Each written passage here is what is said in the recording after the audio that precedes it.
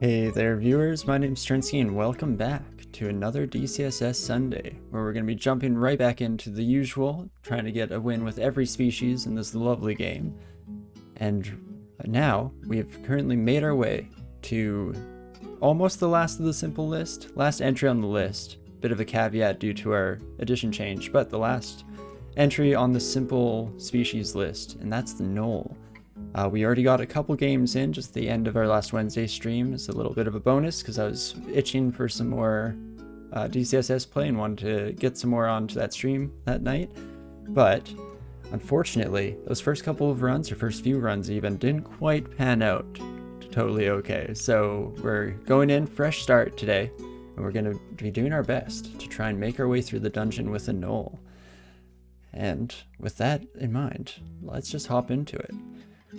We did our best to remember all the little details that are specific to this species, and we did actually end up covering them. I looked it up just a bit after the stream that day, but the main thing, of course, that we did get to witness a decent amount of is the fact that as a Gnoll, all of the experience you gain throughout the dungeon is equally divvied out amongst all your skills. You can never turn anything off in your skilling menu too, so it takes a little bit off of our plate in terms of having to remember our skilling, keep track of making sure we have enough defensive versus offensive skills, and instead we're just the greatest all-rounder the dungeon has ever seen. On top of that, they do have an auxiliary bite attack that occasionally helps out, at least a little bit with damage, especially in the early game here. And what was the final thing? Oh right, they have a good nose, so they're able to sniff out items throughout the dungeon, which occasionally has little bits of advantages if you're really trying to hunt down items in the abyss or something like that, but for the most part, we don't worry too much about that. And that's about it, but they're definitely one of my favorite species to play as, and I really enjoy being able to use anything you find in the dungeon. It's the antithesis of the classic DCSS problem of always finding your crystal plate armors with an octopode, incredible arms of all kinds with, I guess, so many, often it's armors with trolls, felids, all stuff like that. Good at everything, would you say that we're a Gnoll model? Indeed they are. In fact, thank you, Safed, for giving us the first name of the day today, because I was definitely struggling. There were a few different kind of classic human names that start with N that I was going to put a little bit of a twist on, but I think instead we'll pop in today with the greatest Gnoll model that this dungeon has ever seen. And I like the way that plays two different ways, both being a play on the phrase role model, but also just giving a good indication that this Gnoll is a stunning model, of course, especially if we can get some nice luck with our fashion souls, I guess. Is that what we've been calling it in the past? Fashion in general, though. And indeed, right off the start here, we're in a pretty killer robe. Nice greens to highlight the green of our eyes, really pull that out. And so we don't have to worry about skilling whatsoever as we start up here today, but as always, we do want to make sure to change up our pickup preferences here.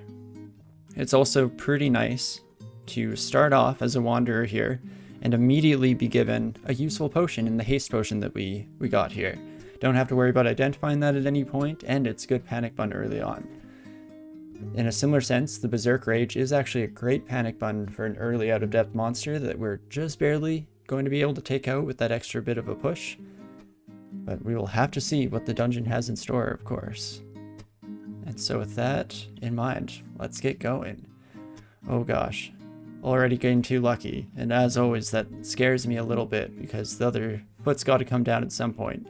But I say we're getting lucky already because a scroll shop with blinking and summoning, plus a lot of other scrolls that we can just pick up as free identifies as well, which is kind of nice. So maybe I'll highlight a few of those.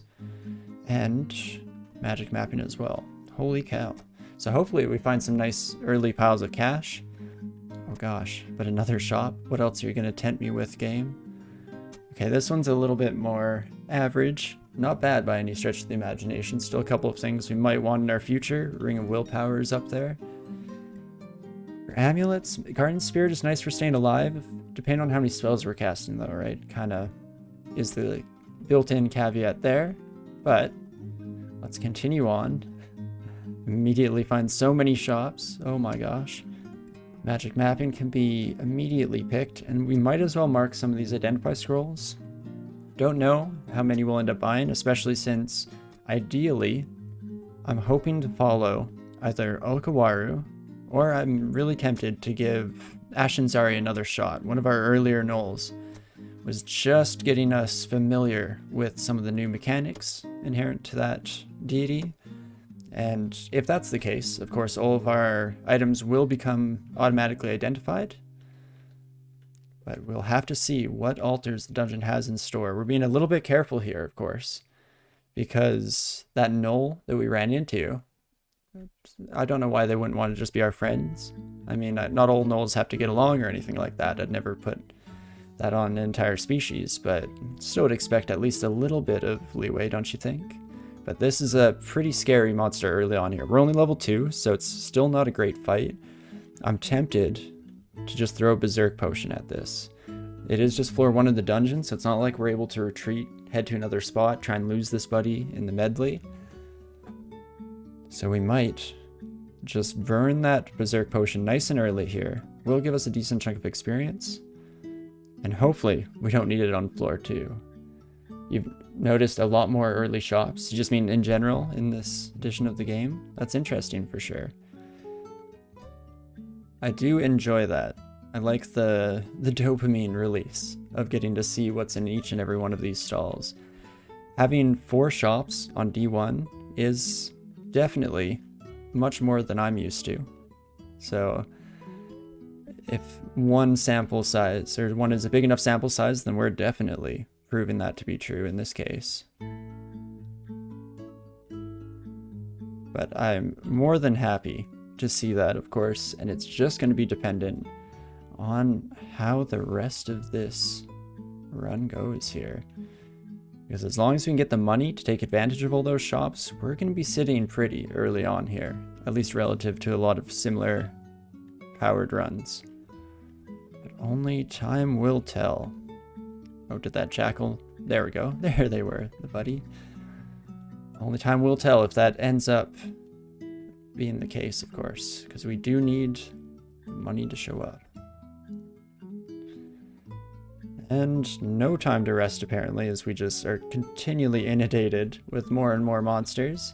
As long as it doesn't kill us, I'm happy, because it is nice to get as much experience as we can in the first couple floors of the dungeon before those first really scary out-of-depth monsters have the opportunity to show up. One of the nice things about gnolls that I don't think I was taking nearly enough advantage of last time around is making sure to make full use of all of our different items that we're able to accumulate. Because we're having skills in all of the different categories anyway, we might as well always be throwing things at monsters before they get up to us, maybe even using a ranged weapon, depending on what kind of ranged weapon we can pick up early on in the dungeon here. And I immediately go against exactly what I'm saying as I just start running towards that kobold at high speed, but what I should be doing is throwing rocks. Because why the heck not? No need to risk it, even if it is a monster that we can already beat. It's a nice way of getting into the habit for when it really matters in the future. We've also found a couple spell books already. Nothing too incredible. I probably will learn Poisonous Vapors, though. Let's do a quick describe on this. Is this one that confuses or poisons? It does poison, okay. So it's not like... Oh gosh. How am I forgetting the Mephitic Cloud? That's the one, I think. Unless its name got changed at some point in the various editions since I last made it a mainstay of my spellbook. These days I definitely am usually playing more of the Blaster Casters than the classic Wizard or Hedge Wizard, as they're now called, start. We also never did a really good overview of the skills. I briefly opened this up when we started, but it is good, especially when you start as a Wanderer. You don't know where any of your skills lie, so we should have maybe taken a peek at starting with some fighting, some spell casting. Unarmed, not great now, but having that slightly higher than the rest might pay out later in the game, depending on how our weapons shape out. If we don't find anything good, then unarmed does get incredibly strong at the much higher levels, even without any claws. but still not super likely. Throwing is a nice one to start in. Same with evocations and dodging, so at least a little bit of a all-around build there. And finally, in spellcasting, we just have a bit of extra experience starting out in air magic, which is fitting. We were talking about air elemental effect or attacks a lot last session here. So ideally, we might be able to try out a few of those and go back to the good old days, or my good old days at least, of trying to get all the bounces with air attacks. Because the majority of those do rebound off of walls in fun and interesting ways. But definitely, solid start so far here. Able to use that Berserk potion against the early Gnoll that was scary. Oh, I shouldn't have started talking. But otherwise, it's been fairly straightforward. Now, of course, we do start to see some more of the nastiness. Do I think I can take you on? Not on your own, really. It will be a close call at the very least, but we do have this poisonous vapors. So, I think what we'll do is head back towards the stairway a bit and just poison the son of a gun a little bit here. Fact, maybe I shouldn't have waited still in one spot there, because instead we can just keep poisoning and running away and rinse and repeat. As long as we aren't dealing with a whole crowd, it's an alright strategy of taking care of these single slightly scary monsters. Don't say very scary, because of course the first ogre showing up this early would be a much bigger deal in a lot of ways here, but even a D2 Gnoll pack has ended many a run in my experience, so we will play out with all the caution necessary for such a scary early encounter. I don't know where that last spear Gnoll went, and in fact, looks like we might never know. We can do a little bit of click walking. Look at that, we did happen to run into the buddy right away. There we go. These are the ones that originally scared me about the pack. Still no halberd Gnolls, which is where it gets slightly more worrisome than this. But again, due diligence, whatever extra caution is warranted, just to make sure that we get this perfect Gnoll model out of the dungeon in one piece. And poisonous vapors will work pretty well for the entire starting section of the game here. Is this... oh, I thought that might be a treasure trove based on the tile that we saw here, the blue tiles, but instead, just an altar to Sigmund, who doesn't quite complement our Gnoll buddy here. Definitely not too bad.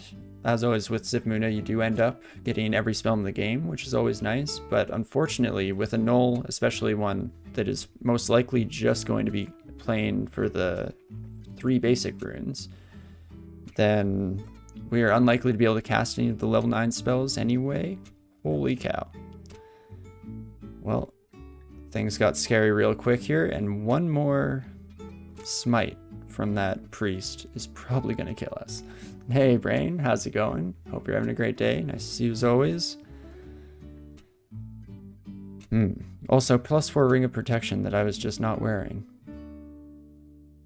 Bad start in terms of my ability to play the game, it seems, but we got plenty of day left. Plenty of time to burn. We'll figure it out, I'm sure. And so, probably one more hit from this whip probably seals in our fate. We could just start running away, crossing our fingers that we don't run into more trouble down the end of a completely unknown hallway here.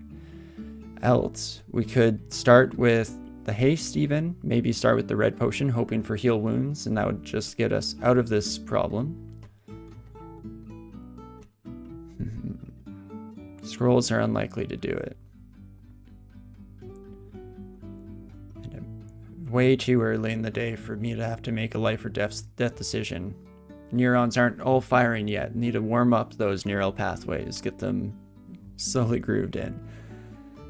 But let's go with a red potion, shall we? And it is heal wounds. So I think I'll still poison this son of a gun. And then that priest is going to be a problem. I'm really wanting to hold out on using this haste potion, but that might get us killed. Based on how much damage we took in one turn just a moment ago, a bit scary. Never didn't have it as usual. Yeah, every time we drink a random potion, it just always works. Especially last session when we had a very nasty death on one of our characters. Never don't have it.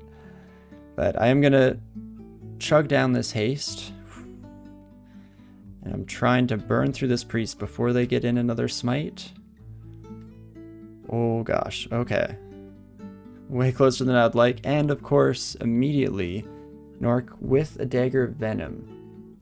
The dagger alone, we might be able to take out here. But if we get poisoned whatsoever, I think that's going to end poorly for us. So I'm going to poison the heck out of this buddy. And we're walking into the unknown, which is never a great move, but sometimes a necessary one. Please don't run into anyone. Wow, you're taking a long time to die to this poison, sir. Please? Please, sir? There we go. Oh boy. Me oh my. What a way to start the game is already another orc. Every orc in this pack had a fancy weapon. Can we not, please? Just give me some run-of-the-mill orcs with clubs, please. Please and thanks, game. But okay, out of the first extremely dangerous situation of the game, on to another immediately. I need to just stop saying stuff. I keep throwing more and more jinx into the mix here. But we at least have the space from this buddy, and we're back into explored territory. So being very careful to take slow movements so I don't accidentally cut a bad corner. Let's get out of there. And yes, much like Gondikov is helpfully reminding us, we should put on the ring. Things were pretty tense there for the most part, but even when we were healing up, would have been the better time for me to do so. Again, just warming up, getting ready here. Let's try and play a bit ahead of that next time. That will hopefully help us survive a little bit longer as we immediately run into another potential problem. Fortunately, we're right by a blind corner, so the centaur not quite as scary as they otherwise might be. Do you want to get some poison going at the same time? Come on, sir. There we go. It has been a rough start so far for Gnoll model, but in order to be a good role model in this game, or Gnoll model as it were, you gotta be put through some adversity, because that's just normal. That's the average playthrough. Let's also maybe, since we are running into a lot of troubles early on here, read one of our high stack scrolls, and we identify Scroll of Teleportation, which is another good exit strategy at the very least. And this time around, let's be a bit more aware of what we're picking up and immediately put on that strength ring, give us at least a little bit more of a small bonus here. And I'll happily poison Adder. Probably not at the stage in the game now where they are extremely likely to kill us, but without any more potions to even potentially guess our way into a lucky cure wounds, or curing rather, I'd rather not get poisoned any further than strictly necessary. There we go. If we're not completely... Oops. Ah, right, poison doesn't work on you. That makes sense, silly old me. But when we're not in mortal risk here, we should head around and pick up some of these. I was thinking that the short sword of draining would be better than our current scimitar, and it indeed is. At least with our low level of skill here. The whip of electrocution is also very tempting. The electrocution brand deals a staged or a constant amount of damage, so on a nice quick weapon like this, especially quick with relatively low skilling, or when we're at low skilling across the board even, that's a pretty big advantage.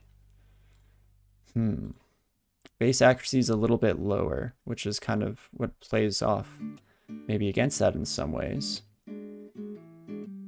And can I do anything to this ogre? Well, they're far away here. We can just immediately put on some poison stacks and then run away. And I'm going to go back down this hallway. I don't think ogres can go through deep water, but Always better safe than sorry. And then, ooh, it's looking real close. I don't think you can kill us in 1, maybe not even 2 hits unless you're extremely lucky. So we're gonna throw down some more poison, and there it goes. Ideally, we didn't have to start crunching numbers and panicking, and instead, poison stacks doing all of our dirty work for us.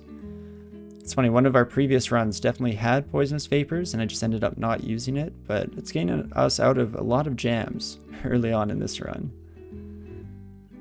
And Rue is another kind of tempting deity choice here.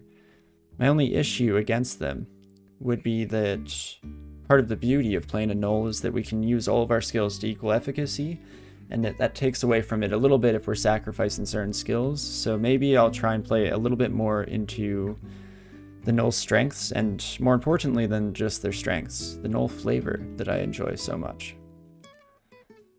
And I'm curious how heavy of an armor piece we can get away with here. Still don't have the best casting rate even in robes on this poisonous vapors, which isn't fantastic. It's nice to be able to showcase a skill like poisonous vapors, if just because it is one of the signature advantages of the Gnoll, by which I mean that multi-school spells are much more easily learned by both Gnolls and, of course, the new genie species. Anybody that doesn't have to expressly put extra work into schooling up more than one school of magic, or training up more than one school of magic, I should say. Ashinzari, no, can I not get to you? No, that's who I want. Ashinzari or Okawaru were my top picks for today. They both have really nice skilling advantage that works out nicely with the Gnoll. The one really sweet part about Okawaru in particular is you can use each and every single gift that is handed your way. So that's always a little bit of a nice thing. So often with Okawaru, you're leaving all the trash on the ground, or sometimes not even trash, but just something that isn't viable in your current build.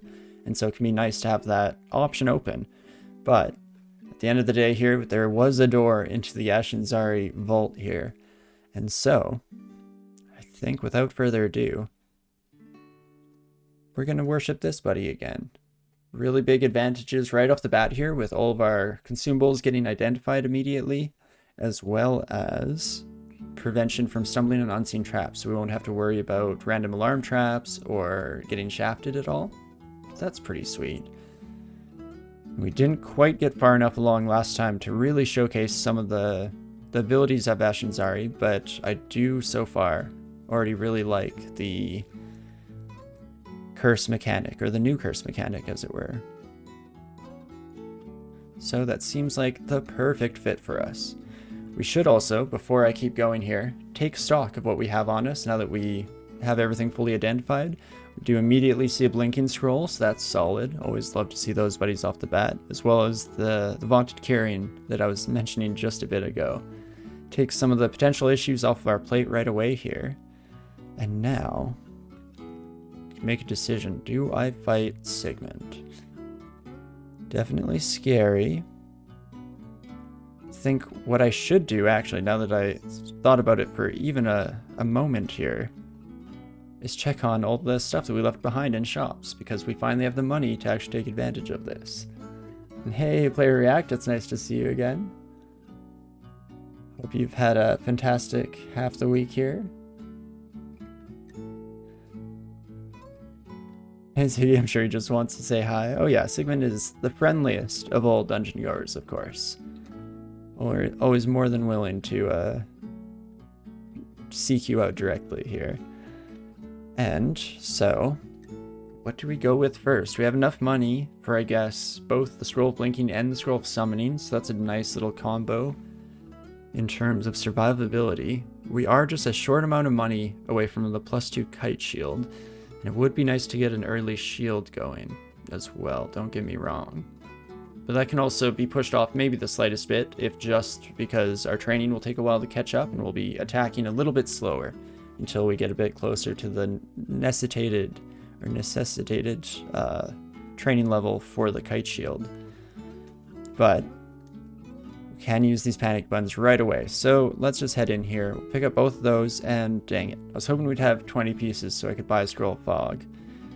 But I think the majority of times that I've attempted to use a scroll of fog in my on-camera play have resulted in horrible deaths.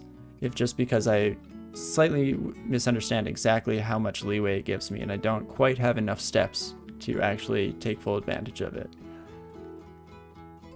But let's prove that wrong today if we are ever able to go back up and pick that up, I guess. And we're very likely to wake up Sigmund here.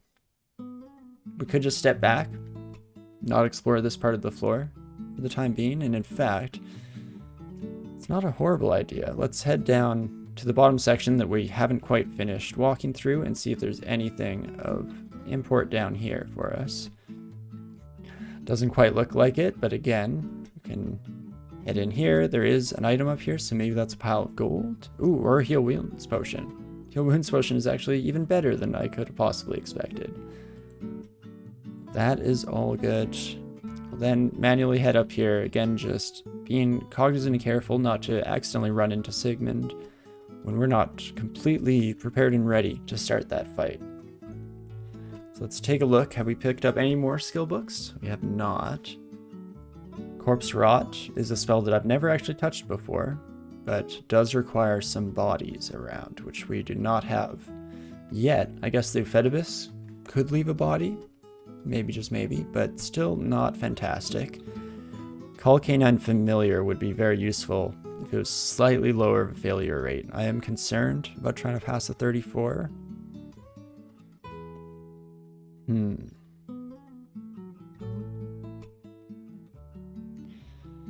Let's see, we have Curing if we get confused, even though ideally I wouldn't like to use that.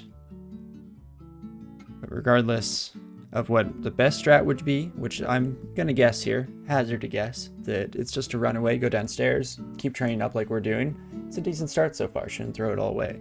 But I can't help myself but want to take on Sigmund as soon as we see them here. With the caveat that I'm more than happy to just run away the second things start looking horrifying, and just crossing our fingers that that confuse doesn't hit at an inopportune moment. I'm gonna keep running towards the stairs here. In fact, I think what I'd like to do is stand on the stairs, then get Sigmund poisoned up, and ooh, Poison Vapors is fully smite targeted. That's kind of nice. Invisible Sigmund, huh? Don't want to deal with this whatsoever. Already poisoned to a couple of degrees here. Could switch over to our electric whip as well. The issue is if things start to take a turn south here, it's going to be fast. Especially Sigmund is currently using his scythe from afar there, so let's just head out and I think we'll reset this fight completely. As much as we did get those early poison stacks, that's not quite enough to give me full comfortability with the Sigmund encounter there. And looks like we'll be able to explore the rest of the floor here now that we've caused Sigmund to leave his post. I was kind of hoping that we'd run into him in a situation just like this. Kind of ideal here. As long as you're not turning yourself invisible, I'd like to try for some poison stacks. Not quite to the degree at which I'm happy with. I was hoping for at least like the triple poison drop on the sprite here. So unfortunately, I think we will have to bail on our attempts. We put in a good show at the very least of trying our very best to take care of Sigmund on site, but instead, let's remove ourselves from the situation for the time being, and we can come back in just a little bit here when we're slightly more prepared, maybe have at least a point of willpower in order to prevent any potential confusion. See invisible would be really nice too. I'm thinking we might get an item earlier than the Ashen's piety level that gives us see invisible, but who can tell with these things. Let's see, just a few undead monsters. The nice thing about undead monsters is that while they are resistant to our poison from our poisonous vapors here, they can't pull us upstairs, and for the most part they don't heal, or if at all. No, they don't heal at all. So we can just keep resetting this fight as much as we can. Zot clock being the one limiting factor there, of course, but it's still nice. Have the ability to just try again. And I think I am liking this whip here. So we run into another ogre. At least this one doesn't have a giant spiked club, so I'm a little more comfortable with poisoning and running away, and probably even fighting a little bit in close quarters. Pretty close to dead. Let's even take you upstairs. We run into Sigmund. I'll obviously regret these decisions, but barring that, it's always nicer to head up to a mostly empty floor. Have a bit better an option for taking care of those stronger enemies, and holy cow, it begins. So the first artifact of the game, the Mace of Establishment.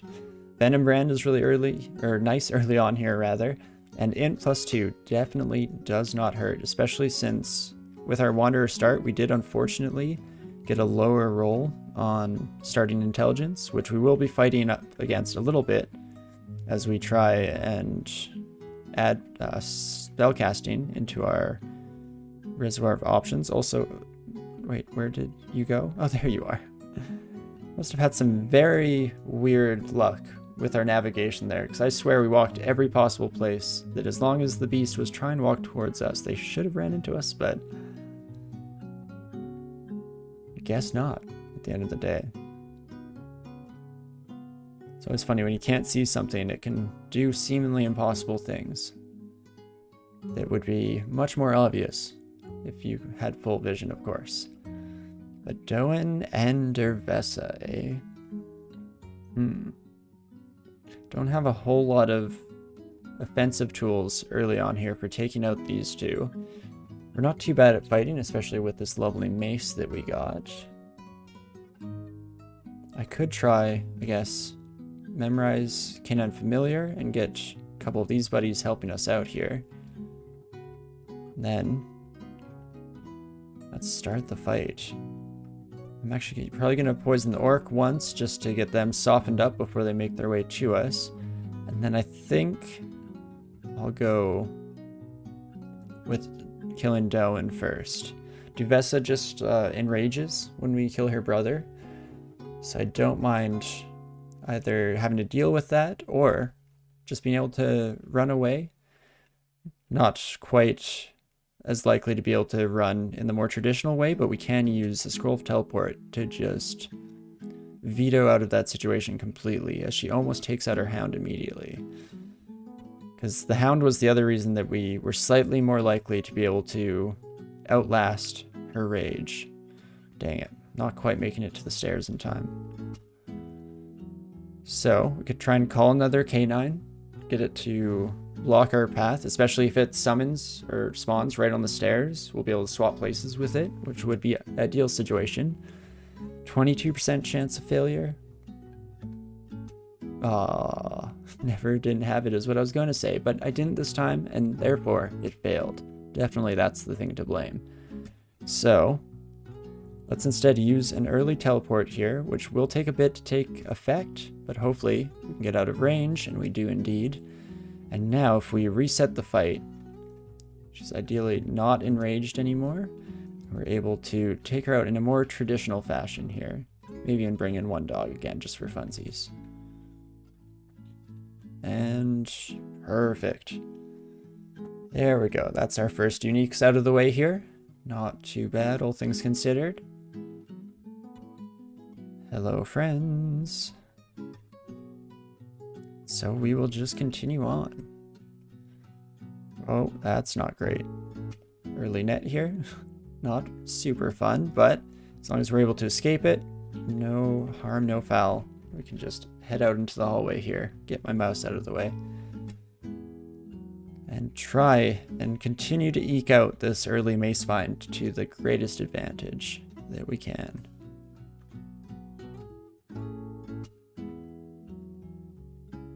I'm ready for the game to throw something scary at us, though. It's been too long. since real panic here. Even Duvessa there was a bit too controlled. An environment, but here we go. Vision and a curse from Eshinzari in exchange for melee combat and companions. So companions, trying to recall from last time without having to look at it. Definitely summoning. What was the other one? Was it just hexes? Because those always get combined together. And then melee combat. Is it really going to be all weapon skills? So that's interesting. Let's find out, shall we? Go to the scribe mode.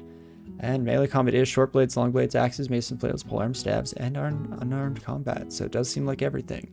Oh, and summonings and necromancy. Right, that makes sense, because you're raising dead minions as your companionship.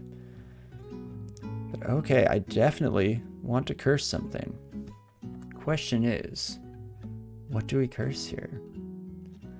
These advantages will immediately be felt, both in the weapon that we're using right now, as well as the summon canine that we're struggling with to cast at this point, have a failure rate that's slightly higher than I would like. Summoning's bonus would alleviate those concerns, at least reduce them at the very least. So I think regardless, we're going to be cursing, and it becomes a question of what do we curse. I'm a bit torn right now between this early mace find that's quite nice, or the Ring of Protection. The Ring of Strength I'm probably going to be removing pretty quickly here once we find another solid ring of any kind here. Ring of Protection is slightly more likely to last, and the mace is similar, where it'll last at least for a little bit, unless we're obscenely lucky with another early game artifact here. Chances are we're going to be riding out on this weapon for the foreseeable future here. I think I'll lean towards the weapon for now. In general, jewelry is always more tempting not to curse because more likely to be switching it on and off with a bit more regularity here, but let's do it. So we curse our mace to us and can immediately see that we gain some extra skills here. And let's see how that shakes out. For Call Canine Familiar, down to 16%. I guess we didn't check it since the end of the last fight. It might have gone down to something like 20 already, but that's still a nice appreciable gap there. And we'll keep it moving. Ooh, and here we go. A unique that is not phased by our poison. So we can't use the usual techniques here. Paralyze and pain, both a real pain to deal with for sure. We can get a couple dogs though. Oh, right, we can only have one dog at a time. That makes sense. But we should be able to gang up together here, and even if we get paralyzed, we at least have our doggo to finish off the fight for us, and there we go, not too bad. I will pick up this lig potion because early on I do potentially end up using those to get out of a bad situation. Oh, where did the undead frog go? I don't want that sneaking up on me from behind. Well, we're in the middle of a fight. Instead, I'm going to lead everyone to this nice little hallway. As long as the group doesn't get too large, they won't start crowding around and coming in the opposite direction there. Not too bad.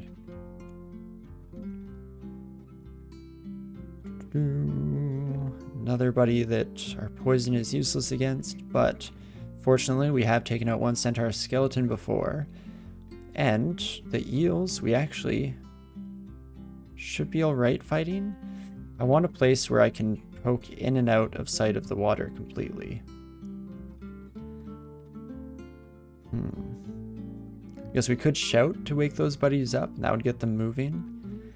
Because the issue is we need to wake them up, and then I need to retreat to a place of security here. So I'll even start on this end maybe.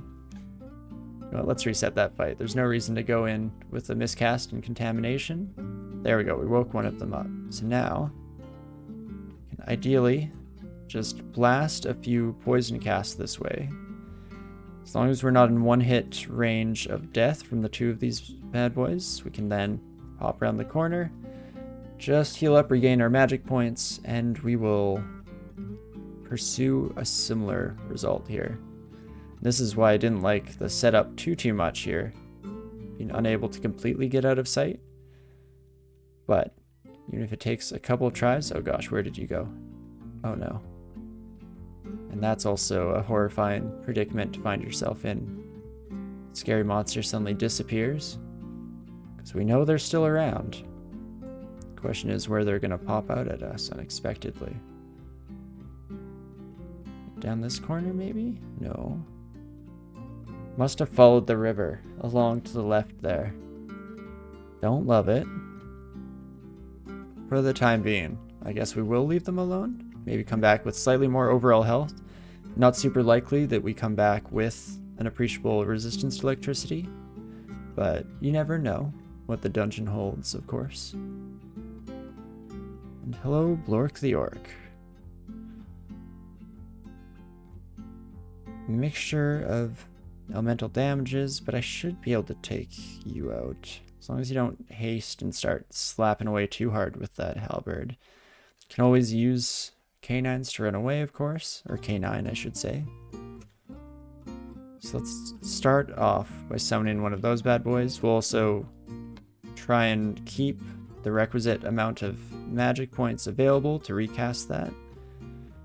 Doing so right away, and this should pretty much be the fight in the bag. Perfect. We can even finish by walking away, not even looking at our foes as they fall. And we did find that electric eel during that fight as well.